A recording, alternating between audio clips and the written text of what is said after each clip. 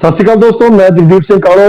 ਇੱਕ ਖੇਡ ਜਗਤ ਲਈ ਖਾਸ ਕਰਕੇ ਜੇ ਮੈਂ ਗੇਮ ਸਾਈਕਲਿੰਗ ਦੀ ਗੱਲ ਕਰਾਂ ਤਾਂ ਉਹਦੇ ਲਈ ਇੱਕ ਬਹੁਤ ਮੰਦਭਾਗੀ ਖਬਰ ਆਈ ਕਿ ਕੋਵਿਡ-19 ਦੀ ਜਿਹੜੀ ਸੈਕੰਡ ਲਹਿਰ ਦਿੱਲੀ ਦੇ ਵਿੱਚ ਚੱਲੀ ਔਰ ਇੱਕ ਟਰੈਕ ਏਸ਼ੀਆ ਕੱਪ ਜਿਹੜਾ ਸਾਈਕਲਿੰਗ ਦਾ ਕਲਾਸ 1 ਇਵੈਂਟ ਜਿਹੜਾ ਆ ਉਹ ਹੋਣ ਜਾ ਰਿਹਾ ਸੀ, ਉਹਨੂੰ ਪੋਸਟਪੋਨ ਕਰਨਾ ਪਿਆ ਅਗਲੇ ਜਿਹੜੇ ਹੈਗੇ ਨੇ ਸਥਿਤੀ ਨੂੰ ਜਾਣ ਕੇ ਕਿ ਜਦੋਂ ਦੁਬਾਰਾ ਮਾਹੌਲ ਠੀਕ ਹੋਏਗਾ ਤਾਂ ਉਹਨੂੰ ਕੀਤਾ ਜਾਏਗਾ। ਔਰ ਅੱਜ ਇਸ ਸੰਬੰਧ ਦੇ ਵਿੱਚ ਇਸ ਬਾਬਤ ਗੱਲ ਕਰਨ ਲਈ ਸਾਡੇ ਨਾਲ ਮੌਜੂਦ ਨੇ ਸਰਦਾਰ ਮਨਿੰਦਰਪਾਲ ਸਿੰਘ ਜੀ, ਜੋ ਜਨਰਲ ਸੈਕਟਰੀ ਨੇ ਸਾਈਕਲਿੰਗ ਫੈਡਰੇਸ਼ਨ ਆਫ ਇੰਡੀਆ ਦੇ। ਸੋ ਸਵਾਗਤ ਕਰਦੇ ਹਾਂ ਮਨਿੰਦਰਪਾਲ ਜੀ ਦਾ। ਭਾਈ ਤੁਹਾਡਾ ਬਹੁਤ ਬਹੁਤ ਸਵਾਗਤ ਹੈ। ਹਾਂਜੀ, ਸਤਿ ਸ਼੍ਰੀ ਅਕਾਲ ਜੀ, ਥੈਂਕ ਯੂ। ਸਾਰੇ ਖੇਡ ਮੈਦਾਨ ਬੋਲਦਾ ਹੈ ਦੇ ਸਰੋਤੇ ਜਿਹੜੇ YouTube ਤੇ ਹੋਰ ਮਾਧਿਅਮ ਦੇ ਨਾਲ ਸਾਡੇ ਨਾਲ ਜੁੜੇ ਨੇ, ਉਹਨਾਂ ਨੂੰ ਮੇਰਾ ਪਿਆਰ ਭਰਾ ਸਤਿ ਸ਼੍ਰੀ ਅਕਾਲ। ਤੇ ਹਾਂਜੀ, ਜਗਦੀਪ ਕਾਲੋਂ ਜੀ। ਜੀ ਭਾਜੀ, ਸਭ ਤੋਂ ਪਹਿਲਾ ਸਵਾਲ ਇਹ ਹੈ ਕਿ ਟਰੈਕ ਏਸ਼ੀਆ ਕੱਪ ਜੋ ਕਲਾਸ 1 ਇਵੈਂਟ ਦਿੱਲੀ 'ਚ ਹੋਣ ਜਾ ਰਿਹਾ ਸੀਗਾ ਔਰ ਸੂਤਰਾਂ ਦੇ ਤੋਂ ਪਤਾ ਲੱਗਿਆ ਕਿ ਉਹਨੂੰ ਪੋਸਟਪੋਨ ਕਰ ਦਿੱਤਾ ਗਿਆ। ਥੋੜਾ ਜਿਹਾ ਇਸ ਬਾਰੇ ਵਿਸਥਾਰ ਨਾਲ ਦੱਸੋ ਕਿ ਇਹ ਇਵੈਂਟ ਕਦੋਂ ਸ਼ੁਰੂ ਹੋਣਾ ਸੀ ਔਰ ਇਹ ਕਿਸ ਕਾਰਨ ਕਰਕੇ ਜਿਹੜਾ ਆ ਇਹ ਪੋਸਟਪੋਨ ਕਰਨਾ। ਹਾਂਜੀ, ਇਹ ਜਿਹੜਾ ਟਰੈਕ ਏਸ਼ੀਆ ਕੱਪ ਹੈ, ਇਹ ਇੱਕ UCI ਕਲਾਸ 1 ਇਵੈਂਟ ਹੈ। UCI ਕਲਾਸ 1 ਇਵੈਂਟ ਹੁੰਦਾ ਹੈ ਜਿਹੜਾ ਇੰਟਰਨੈਸ਼ਨਲ ਜਿਹੜੀ ਸਾਡੀ ਬੋਡੀ ਹੈ, ਜਿਹਦੇ ਅੰਡਰ ਸਾਰੀਆਂ ਇੰਟਰਨੈਸ਼ਨਲ ਇਵੈਂਟਸ ਹੁੰਦੇ ਆ ਸਾਈਕਲਿੰਗ ਦੇ, ਤੇ ਉਹਦੇ ਵਿੱਚ ਰਜਿਸਟਰ ਹੁੰਦਾ। ਹੁਣ ਇਹਦਾ ਮਤਲਬ ਇਸ ਕਰਕੇ ਬਹੁਤ ਜ਼ਿਆਦਾ ਵੱਡਾ ਆ ਕਿਉਂਕਿ ਇਹ ਜਿਹੜਾ ਵੀ ਦੇਸ਼ ਓਲੰਪਿਕਸ ਲਈ ਕੁਆਲੀਫਾਈ ਕਰਨਾ ਚਾਹੁੰਦਾ ਹੈ ਤੇ ਉਹ ਵਰਲਡ ਚੈਂਪੀਅਨਸ਼ਿਪ ਤੇ ਵਰਲਡ ਕੱਪਸ ਦੇ ਥਰੂ ਹੀ ਓਲੰਪਿਕਸ 'ਚ ਕੁਆਲੀਫਾਈ ਕਰ ਸਕਦਾ ਹੈ। ਤੇ ਇਹ ਵਰਲਡ ਕੱਪ ਤੇ ਵਰਲਡ ਚੈਂਪੀਅਨਸ਼ਿਪ ਲਈ ਕੁਆਲੀਫਾਈ ਕਰਨ ਲਈ ਇਹ ਜਿਹੜਾ ਟੂਰਨਾਮੈਂਟ ਹੈ, ਇਹ ਉਸ ਦੇਸ਼ ਨੂੰ ਕਰਾਉਣਾ ਇੱਕ ਮੈਂਡੇਟਰੀ ਇਵੈਂਟ ਹੋ ਜਾਂਦਾ। ਤੇ ਅਸੀਂ ਹਰ ਸਾਲ ਇਸ ਇਵੈਂਟ ਨੂੰ ਕਰਾਉਂਦੇ ਆ। ਇਸ ਸਾਲ ਅਸੀਂ ਅਕਤੂਬਰ 'ਚ ਰਜਿਸਟਰ ਕਰਾਇਆ ਸੀ ਕਿਉਂਕਿ ਇਹ ਜਿਹੜਾ ਕੈਲੰਡਰ ਹੈ ਇਹ ਮਾਰਚ 'ਚ ਖਤਮ ਹੋ ਜਾਂਦਾ ਤੇ ਇਹ ਦੀ ਨਵੀਆਂ ਰਜਿਸਟ੍ਰੇਸ਼ਨ ਜਿਹੜੀਆਂ ਉਹ ਮਈ ਤੋਂ ਪਹਿਲਾਂ ਖਤਮ ਹੋ ਜਾਂਦੀਆਂ। ਤੇ ਅਸੀਂ ਹਰ ਸਾਲ ਇਹਨੂੰ ਮਈ ਤੋਂ ਪਹਿਲਾਂ ਰਜਿਸਟਰ ਕਰਾ ਲੈਂਦੇ ਸੀ। ਇਸ ਸਾਲ ਵੀ ਕਰਾਇਆ ਸੀ ਤੇ ਇਹਦਾ ਓਰੀਜਨਲ ਜਿਹੜੀ ਡੇਟ ਸੀਗੀਆਂ ਉਹ ਅਕਤੂਬਰ 'ਚ ਸੀਗੀਆਂ, ਪਰ ਜਿੱਦਾਂ ਤੁਸੀਂ ਸਾਰੇ ਜਾਣਦੇ ਹੋ ਕਿ ਕੋਵਿਡ ਦੇ ਕਰਕੇ ਚੱਲਦੇ ਇਹ ਸਾਰੇ ਜਿਹੜੇ ਖੇਡ ਦੇ ਇਵੈਂਟਸ ਹੈ ਜਾਂ ਹੋਰ ਜਿਹੜੇ ਸਾਰੇ ਇਵੈਂਟ ਹੈ, ਸਾਰੀ ਦੁਨੀਆ ਇੱਕ ਤਰ੍ਹਾਂ ਦੀ ਰੁਕ ਗਈ ਸੀ ਤੇ ਇਹਨੂੰ ਅਸੀਂ ਪੋਸਟਪੋਨ ਕਰਾਇਆ ਸੀ ਦਸੰਬਰ ਲਈ। ਨਾਰਮਲੀ ਇਦਾਂ ਦੇ ਮਸਲਿਆਂ 'ਚ ਜਿਹੜੀ ਇੰਟਰਨੈਸ਼ਨਲ ਬੋਡੀ ਹੈ ਉਹ ਰੀਪੋਸਟਪੋਨ ਨਹੀਂ ਕਰਦੀ, ਬਟ ਕੋਵਿਡ ਦੇ ਚੱਲਦੇ ਉਹਨਾਂ ਨੇ ਵੀ ਸਾਡੀ ਦਰਖਾਸਤ ਮੰਨੀ ਸੀ ਤੇ ਉਹਨਾਂ ਨੇ ਇਹਨੂੰ ਦਸੰਬਰ ਲਈ ਪੋਸਟਪੋਨ ਕੀਤਾ ਸੀ। ਬਟ ਹੁਣ ਜਿਹੜੇ ਹਾਲਾਤ ਹੈ, ਜਿੱਦਾਂ ਤੁਸੀਂ ਜਾਣਦੇ ਹੋ ਕਿ ਦਿੱਲੀ 'ਚ ਕਹਿੰਦੇ ਕਿ ਹੁਣ ਤੀਜੀ ਵੇਵ ਵੀ ਕੋਵਿਡ ਦੀ ਚੱਲ ਪਈ ਹੈ ਤੇ ਉਹਦੇ ਮੱਦੇਨਜ਼ਰ ਇਹਨੂੰ ਸਾਨੂੰ ਦੁਬਾਰਾ ਪੋਸਟਪੋਨ ਕਰਨਾ ਪੈ ਰਿਹਾ ਹੈ। ਨਵੀਆਂ ਡੇਟਸ ਹਾਲੇ ਡਿਸਾਈਡ ਨਹੀਂ ਹੋਈਆਂ। ਅਸੀਂ ਫਿਰ ਇੱਕ ਵਾਰੀ UCI ਨੂੰ ਇਹ ਆਗਰੇ ਕਰਾਂਗੇ, ਆਲਰੇਡੀ ਕਰਤਾ ਹੈ ਅਸੀਂ ਕਿ ਅਸੀਂ ਇਹਨੂੰ ਰੀਪਲਾਨ ਕਰਾਂਗੇ, ਬਟ ਇਹ ਸਾਨੂੰ ਮਾਰਚ ਤੋਂ ਪਹਿਲਾਂ ਕਰਾਉਣਾ ਪੈਣਾ, ਨਹੀਂ ਤਾਂ ਮਾਰਚ 'ਚ ਜਾ ਕੇ ਇਹਦਾ ਜਿਹੜੀ ਰਜਿਸਟ੍ਰੇਸ਼ਨ ਹੈ ਉਹ ਖਤਮ ਹੋ ਜੂਗੀ। ਬਟ ਉਹਦੇ ਬਾਰੇ ਵੀ ਅਸੀਂ ਹੁਣ ਕੁਛ ਨਹੀਂ ਪੱਕਾ ਕਹਿ ਸਕਦੇ, ਇਹ ਸਿਰਫ ਟਾਈਮ ਹੀ ਦੱਸੂਗਾ ਕਿ ਜਿੱਦਾਂ ਹਾਲਾਤ ਠੀਕ ਹੋਣਗੇ। ਬਿਕੋਜ਼ ਦੇਖੋ, ਇਹ ਖੇਡ ਇੱਕ ਬਹੁਤ ਜ਼ਰੂਰੀ ਹੈ, ਬਟ ਉਹ ਤੋਂ ਉੱਪਰ ਜਿਹੜੀ ਜ਼ਰੂਰੀ ਚੀਜ਼ ਹੈ ਉਹ ਹੈ ਜਿਹੜੀ ਇਨਸਾਨੀ ਜ਼ਿੰਦਗੀ ਹੈ, ਜਿਹੜੀ ਉਹ ਅਸੀਂ ਉਹਨੂੰ ਦਾਅ ਤੇ ਲਾ ਕੇ ਖੇਡਾਂ ਕਰਾਉਣਾ ਇਹ ਵੀ ਥੋੜਾ ਠੀਕ ਨਹੀਂ ਹੈ। ਪਰ ਇਹ ਵੀ ਇੱਕ ਜ਼ਰੂਰੀ ਪੁਆਇੰਟ ਹੈ ਕਿ ਇਹ ਸਾਨੂੰ ਵਰਲਡ ਕੱਪ ਤੇ ਵਰਲਡ ਚੈਂਪੀਅਨਸ਼ਿਪ ਦੇ ਕੁਆਲੀਫਾਈ ਕਰਨ ਲਈ ਵੀ ਇਹ ਇਵੈਂਟ ਕਰਾਉਣਾ ਪੈਣਾ ਤੇ ਅਸੀਂ ਪੂਰੇ ਆਸ਼ਵਸਤ ਹਾਂ। ਸਾਨੂੰ ਉਮੀਦ ਆ ਕਿ ਅਸੀਂ ਮਾਰਚ ਤੋਂ ਪਹਿਲਾਂ ਇਹਨੂੰ ਜ਼ਰੂਰ ਕਰਾ ਸਕਾਂਗੇ। ਜੀ, ਇੱਕ ਵਾਰੀ ਦੱਸੋ ਕਿ ਇੰਡੀਅਨ ਸਾਈਕਲਿੰਗ ਟੀਮ ਜਿਹੜੀ ਇੰਦਰਾ ਗਾਂਧੀ ਸਟੇਡੀਅਮ 'ਚ ਟ੍ਰੇਨਿੰਗ ਕਰ ਰਹੀ ਹੈ, ਉਹਦੇ ਬਾਰੇ ਥੋੜਾ ਦੱਸੋ ਕਿ ਕੀ ਕੈਂਪ ਚੱਲ ਰਿਹਾ ਔਰ ਕੀ ਸਾਈਕਲਿਸਟ ਕਿੰਨੇ ਨੇ ਔਰ ਕਿੱਦਾਂ ਦਾ ਜਿਹੜਾ ਹੈਗਾ ਟ੍ਰੇਨਿੰਗ ਪ੍ਰੋਗਰਾਮ ਚੱਲ ਰਿਹਾ। ਹਾਂਜੀ, ਫਿਰ ਇੱਕ ਵਾਰੀ ਮਾਰਚ 'ਚ ਅਸੀਂ ਸਾਡਾ ਕੈਂਪ ਛੱਡਣਾ ਪਿਆ ਸੀ ਕੋਵਿਡ ਕਰਕੇ, ਜਦੋਂ ਲੋਕਡਾਊਨ ਲੱਗਿਆ। ਉਸ ਤੋਂ ਬਾਅਦ ਬਹੁਤ ਮੁਸ਼ਕਿਲ ਹੋ ਗਿਆ ਸੀ ਖਿਡਾਰੀਆਂ ਨੂੰ ਟ੍ਰੇਨ ਕਰਨਾ, ਉਹਨਾਂ ਨੂੰ ਮੈਂਟਲੀ ਮਾਨਸਿਕ ਤੌਰ ਤੇ ਉਹਨਾਂ ਨੂੰ ਤੰਦਰੁਸਤ ਰੱਖਣਾ।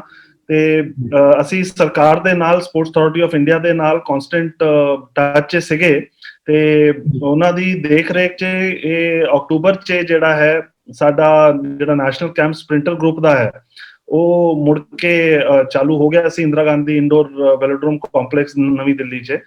ਤੇ ਉਹਦੇ ਨਾਲ ਨਵੰਬਰ 'ਚ ਸਾਡਾ ਜਿਹੜਾ ਨੈਸ਼ਨਲ ਸੈਂਟਰ ਆਫ ਐਕਸਲੈਂਸ ਹੈ, ਜਿਹੜੀ ਅਕੈਡਮੀ ਜਿਹੜੀਆਂ ਚੱਲਦੀਆਂ, ਤੇ ਉਹ ਦਿੱਲੀ ਦੀ ਅਕੈਡਮੀ ਵੀ ਚਾਲੂ ਹੋ ਗਈ। 2 ਨਵੰਬਰ ਨੂੰ ਸਾਰੇ ਬੱਚੇ ਦਿੱਲੀ ਆ ਗਏ ਸੀ ਤੇ ਉਹ ਵੀ ਟ੍ਰੇਨਿੰਗ ਚਾਲੂ ਹੈ।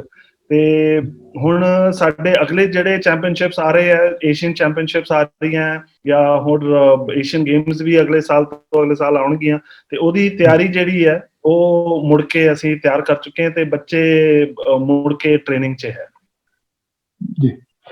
ਭਾਜੀ ਇੱਕ ਹੋਰ ਦੱਸੋ ਕਿ ਜਿਹੜਾ ਕੋਵਿਡ ਕਰਕੇ ਚਲੋ ਇੰਟਰਨੈਸ਼ਨਲ ਪ੍ਰੋਗਰਾਮ ਜਿਹੜੇ ਨੇ ਉਹ ਪੋਸਟਪੋਨ ਹੋ ਗਏ ਨੇ, ਸਾਈਕਲਿੰਗ ਫੈਡਰੇਸ਼ਨ ਆਫ ਇੰਡੀਆ ਵੱਲੋਂ ਕੋਈ ਨੈਸ਼ਨਲ ਪੱਧਰ ਤੇ ਕੁਝ ਪ੍ਰੋਗਰਾਮ ਲਿਖੇ ਗਏ ਨੇ ਨੈਸ਼ਨਲ ਦਾ, ਜਾਂ ਕੋਈ ਹੋਰ ਇਵੈਂਟ ਜਿਹੜਾ ਆ ਉਹ ਕੋਈ ਪਲਾਨ ਕੀਤਾ ਹੋਵੇ ਸਾਈਕਲਿੰਗ ਫੈਡਰੇਸ਼ਨ ਆਫ ਇੰਡੀਆ ਨੇ?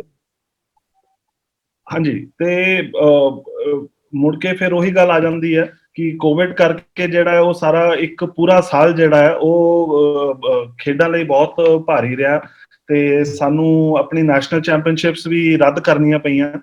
ਪਰ ਅਗੇਨ ਅਸੀਂ ਸਾਈ ਦੇ ਟੱਚ ਨਾਲ ਹਾਂ ਤੇ ਸਾਨੂੰ ਉਮੀਦ ਸੀਗੀ ਕਿ ਦਸੰਬਰ ਦੇ ਤੱਕ ਅਸੀਂ ਕੁਝ ਨੈਸ਼ਨਲ ਰੋਡ ਤੇ ਨੈਸ਼ਨਲ ਟਰੈਕ ਕਰਾ ਸਕੀਏ।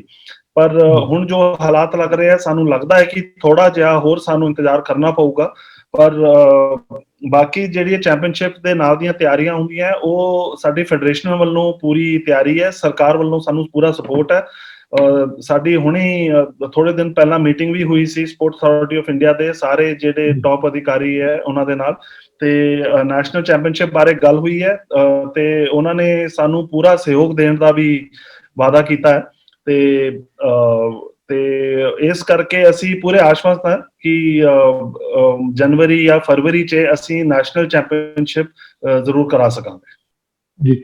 ਇੱਕ ਭਾਈ ਦੱਸੋ, ਪਿਛਲੇ ਦਿਨੀ ਪੜ੍ਹਨ ਨੂੰ ਮਿਲਿਆ ਸੀਗਾ ਕਿ ਕੁਝ ਸਾਈਕਲਿੰਗ ਫੈਡਰੇਸ਼ਨ ਆਫ ਇੰਡੀਆ ਔਰ ਗਵਰਨਮੈਂਟ ਆਫ ਇੰਡੀਆ ਵੱਲੋਂ ਕੁਝ ਸੈਂਟਰ ਆਫ ਐਕਸੀਲੈਂਸ ਸੈਂਟਰ ਖੋਲੇ ਗਏ ਸੀ। ਉਹ ਕਿਹੜੀ ਜਗ੍ਹਾ ਤੇ ਖੋਲੇ ਗਏ ਸੀ ਔਰ ਉਹਦੇ ਪਿੱਛੇ ਥੋੜਾ ਜਿਹਾ ਸਾਨੂੰ ਦੱਸੋ ਕਿ ਉਹਦੀ ਕੀ ਸੋਚ ਹੈ ਔਰ ਆਪਾਂ ਕਿਸ ਏਜ ਦੇ ਬੱਚੇ ਜਿਹੜੇ ਨੇ ਉਸ ਵਿੱਚ ਅਡੋਪਟ ਕਰ ਰਹੇ ਜਾਂ ਕੀ ਰਣਨੀਤੀ ਹੈ ਗਵਰਨਮੈਂਟ?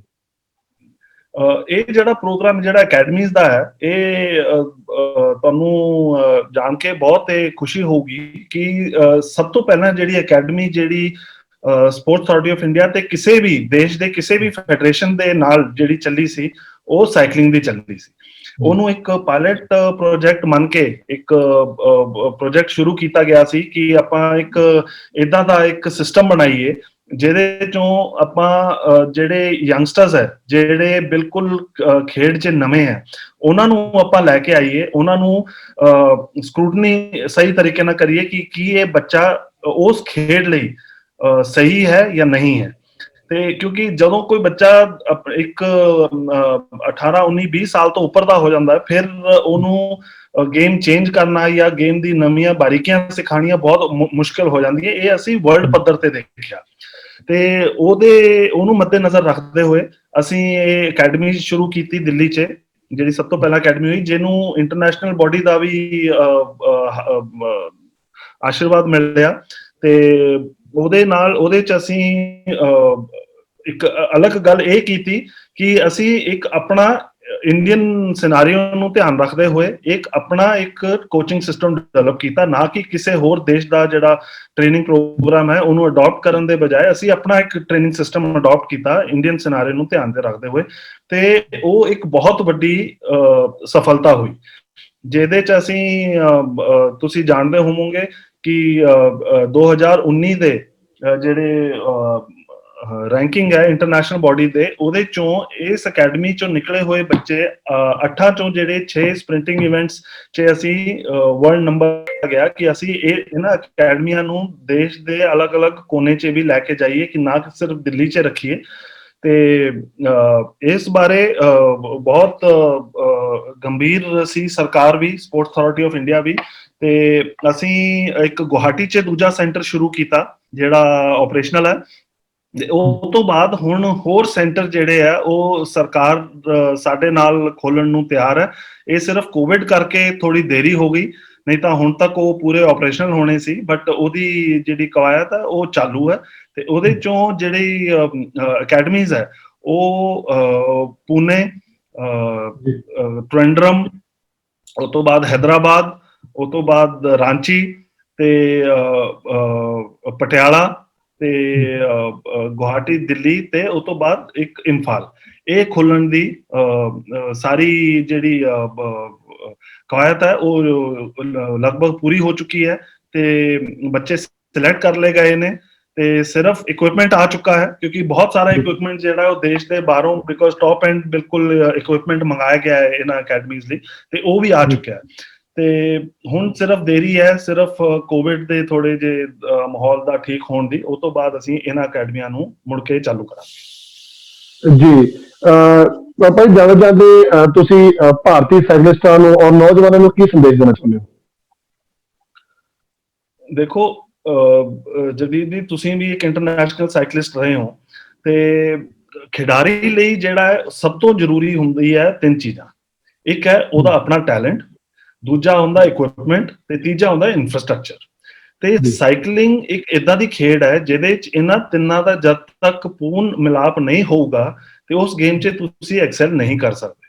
ਤੇ ਇਹਨਾਂ ਹੀ ਚੀਜ਼ਾਂ ਨੂੰ ਅਸੀਂ ਧਿਆਨ 'ਚ ਰੱਖਦੇ ਹੋਏ ਇਹ ਜਿਹੜੀ ਅਕੈਡਮੀ ਦੀ ਵੀ ਗੱਲ ਕੀਤੀ ਹੈ ਤੇ ਹੋਰ ਗ੍ਰਾਸ ਰੂਟ ਸੈਂਟਰਸ ਦੀ ਵੀ ਗੱਲ ਕੀਤੀ ਹੈ। ਤੇ ਮੈਂ ਬੱਚਿਆਂ ਨੂੰ ਜਿਹੜੇ ਸਾਈਕਲਿੰਗ 'ਚ ਆਉਣਾ ਚਾਹੁੰਦੇ ਹੈ ਜਾਂ ਅਕੈਡਮੀ 'ਚ ਨਵੀਂ ਭਰਤੀ ਹੋ ਗਈ ਹੈ ਜਾਂ ਉਹ ਅੱਗੇ ਜਾ ਕੇ ਦੇਸ਼ ਦਾ ਤੇ ਆਪਣੇ ਆਪਣੇ ਸਟੇਟਸ ਦਾ ਨਾਂ ਰੌਸ਼ਨ ਕਰਨਾ ਚਾਹੁੰਦੇ, ਮੈਂ ਉਹਨਾਂ ਨੂੰ ਇੱਕ ਗੱਲ ਜ਼ਰੂਰ ਕਹੂੰਗਾ, ਇਨਫਰਾਸਟ੍ਰਕਚਰ ਦੇਣਾ, ਇਕਵਿਪਮੈਂਟ ਦੇਣਾ, ਟ੍ਰੇਨਿੰਗ ਦੇਣਾ, ਇਹਦੇ ਲਈ ਦੁਨੀਆ ਦੇ ਸਭ ਤੋਂ ਵਧੀਆ ਜਿਹੜਾ ਸਿਸਟਮ ਹੈ ਉਹ ਅੱਜ ਦੇ ਡੇਟ 'ਚ ਹਿੰਦੁਸਤਾਨ 'ਚ ਹੈ ਤੇ ਉਹਦੇ 'ਚ ਤੁਹਾਨੂੰ ਬਿਲਕੁਲ ਕਿਸੇ ਚੀਜ਼ ਦੀ ਕੋਈ ਕਮੀ ਨਹੀਂ ਹੋਊਗੀ। ਡਿਸਪਲਿਨ ਤੇ ਟੈਲੈਂਟ ਇਹ ਤੁਹਾਡੀ ਹੈ। ਇਹਦੇ 'ਚ ਬਿਲਕੁਲ ਅਸੀਂ ਡਿਸਪਲਿਨ ਦੇ ਮਾਮਲੇ 'ਚ ਵੀ ਆਰ ਵੈਰੀ ਵੈਰੀ ਸਟ੍ਰਿਕਟ। ਅਸੀਂ ਬਿਲਕੁਲ, ਚਾਹੇ ਕੋਈ ਖਿਡਾਰੀ ਹੋਵੇ ਚਾਹੇ ਕੋਈ ਕੋਚ, ਦੇਖੋ ਸਾਈਕਲਿੰਗ 'ਚ ਸਿਰਫ ਇੱਕ ਖਿਡਾਰੀ ਨਹੀਂ ਹੈ, ਸਾਈਕਲਿੰਗ 'ਚ ਉਹਦੇ ਨਾਲ ਉਹਦਾ ਕੋਚ ਵੀ ਹੈ, ਉਹਦਾ ਮੈਸਿਓਰ ਵੀ ਹੈ, ਉਹਦਾ ਫਿਜ਼ੀਓਥੈਰੇਪਿਸਟ ਵੀ ਹੈ, ਨਿਊਟ੍ਰੀਸ਼ਨਿਸਟ ਵੀ ਹੈ। ਪੂਰੀ ਸਰਕਾਰ ਦਾ ਜ਼ੋਰ ਲੱਗਾ ਆ ਕਿ ਸਾਈਕਲਿੰਗ ਨੂੰ, ਬਿਕੋਜ਼ ਜਿਹੜੀਆਂ ਟੌਪ 6 ਗੇਮਸ ਸਰਕਾਰ ਨੇ ਮਾਰਕ ਕੀਤੀਆਂ ਕਿ 2024 ਤੇ 28 ਤੇ 32 ਦੇ ਓਲੰਪਿਕਸ ਲਈ, ਉਹਦੇ 'ਚ ਸਾਈਕਲਿੰਗ ਇੱਕ ਟੌਪ ਪ੍ਰਾਇੋਰਟੀ ਸਪੋਰਟ ਹੈ ਤੇ ਸਰਕਾਰ ਵੱਲੋਂ, ਸਾਡੇ ਵੱਲੋਂ ਹਰ ਪੂਰਨ ਤੁਹਾਨੂੰ ਮਦਦ ਦਿੱਤੀ ਜਾਊਗੀ ਬੱਚਿਆਂ ਨੂੰ। ਤੇ ਬਸ ਇੱਕ ਧਿਆਨ ਲਗਾਉਣ ਦੀ ਲੋੜ ਹੈ। ਖੇਡ ਇੱਕ ਤਪੱਸਿਆ ਵਾਂਗੂ ਹੈ, ਉਹਨੂੰ ਤਪੱਸਿਆ ਵਾਂਗੂ ਹੀ ਕਰਨਾ ਪੈਣਾ ਹੈ ਤੇ ਬਸ ਇਹ ਸੰਦੇਸ਼ ਹੈ ਬੱਚਿਆਂ ਨੂੰ। ਬਾਕੀ ਅਸੀਂ, ਸਾਡੇ ਫੈਡਰੇਸ਼ਨ ਦੇ ਦਰਵਾਜ਼ੇ 24 ਘੰਟੇ ਖੁੱਲੇ ਹੈ। ਕੋਈ ਬੱਚਾ ਕਦੋਂ ਕਿਸੇ ਵੇਲੇ ਕੋਈ ਕੁਐਰੀ ਹੋਵੇ, ਕੁਝ ਜਾਣਨਾ ਚਾਹੁੰਦਾ ਖੇਡ ਬਾਰੇ, ਤੇ ਅਸੀਂ ਬਿਲਕੁਲ ਹਾਜ਼ਰ ਹਾਂ। ਜੀ ਬਹੁਤ ਬਹੁਤ ਧੰਨਵਾਦ ਮਹਿੰਦਰਪਾਲ ਜੀ, ਤੁਸੀਂ ਬਹੁਤ ਵਿਸਥਾਰ ਨਾਲ ਭਾਰਤੀ ਸਾਈਕਲਿੰਗ ਦੇ ਕਰੰਟ ਸਿਨੈਰੀਓ ਬਾਰੇ ਵਿਚਾਰ ਚਰਚਾ ਕੀਤੀ ਹੈ। ਅਸੀਂ ਤੁਹਾਡੇ ਬਹੁਤ ਬਹੁਤ ਰਿਣੀ ਹਾਂ ਔਰ ਪ੍ਰਮਾਤਮਾ ਅੱਗੇ ਅਸੀਂ ਅਰਦਾਸ ਕਰਦੇ ਹਾਂ ਤੁਸੀਂ ਔਰ ਸਾਰੀ ਜਿਹੜੀ CFI ਬੋਡੀ ਹੈ, ਸਾਈਕਲਿਸਟ ਨੇ ਜਿਹੜੇ ਤੰਦਰੁਸਤ ਹੋਣ ਔਰ ਆਉਣ ਵਾਲਾ ਜਿਹੜਾ ਸਾਡਾ ਜਿਹੜਾ ਸਮਾਂ ਆ ਉਹ ਬੜਾ ਸੁਨਹਿਰੀ ਰਹੇ ਔਰ ਜਿਹੜਾ ਟਾਰਗੇਟ ਭਾਰਤ ਸਰਕਾਰ ਦਾ, ਸਾਈਕਲਿੰਗ ਫੈਡਰੇਸ਼ਨ ਆਫ ਇੰਡੀਆ ਦਾ, ਓਲੰਪਿਕਸ ਖੇਡਾਂ, ਏਸ਼ੀਆਈ ਖੇਡਾਂ ਜਾਂ ਰਾਸ਼ਟਰਮੰਡਲੀ ਖੇਡਾਂ ਨੂੰ ਲੈ ਕੇ ਜਾਂ ਏਸ਼ੀਅਨ ਚੈਂਪੀਅਨਸ਼ਿਪ ਜਾਂ ਹੋਰ ਅੰਤਰਰਾਸ਼ਟਰੀ ਜਿਹੜੇ ਈਵੈਂਟ ਨੇ ਉਹ ਉਲੀਕਿਆ ਹੈ, ਉਹ ਪ੍ਰਮਾਤਮਾ ਤੁਹਾਡੇ ਸਫਲਤਾ ਬਖਸ਼ੇ। ਸੋ ਸਾਡੇ ਵੱਲੋਂ ਤੁਹਾਨੂੰ ਇਸ ਗੱਲ ਦੀ ਵਧਾਈ ਵੀ ਹੈ ਕਿ ਤੁਸੀਂ ਬਹੁਤ ਐਫਰਟ ਕਰ ਰਹੇ ਹੋ ਔਰ ਇਸ ਕੋਵਿਡ ਦੇ ਵਿੱਚ ਵੀ ਜਿਹੜਾ ਸਾਈਕਲਿੰਗ ਫੈਡਰੇਸ਼ਨ ਆਫ ਇੰਡੀਆ ਨੇ ਲੀਡ ਲੈ ਕੇ ਜਿਹੜਾ ਬੱਚਿਆਂ ਨੂੰ ਹੈ, ਲਗਭਗ 7-8 ਮਹੀਨੇ ਜਿਹੜੇ ਬੱਚੇ ਘਰ ਆਪਣੇ ਕਮਰਿਆਂ 'ਚ ਬੰਦ ਸੀਗੇ, ਸਾਈਕਲਿੰਗ ਲੀਡ ਲੈ ਕੇ ਇਸ ਈਵੈਂਟ ਔਰ ਕੈਂਪ ਸ਼ੁਰੂ ਕਰਾਉਣ ਦਾ ਜੋ ਹੈ ਉਪਰਾਲਾ ਕੀਤਾ। ਸੋ ਮਨਿੰਦਰਪਾਲ ਜੀ, ਤੁਸੀਂ ਸਾਡੇ ਸਟੂਡੀਓ 'ਚ ਆਏ, ਤੁਹਾਡਾ ਬਹੁਤ ਬਹੁਤ ਧੰਨਵਾਦ। ਬਹੁਤ ਬਹੁਤ ਧੰਨਵਾਦ ਜੀ।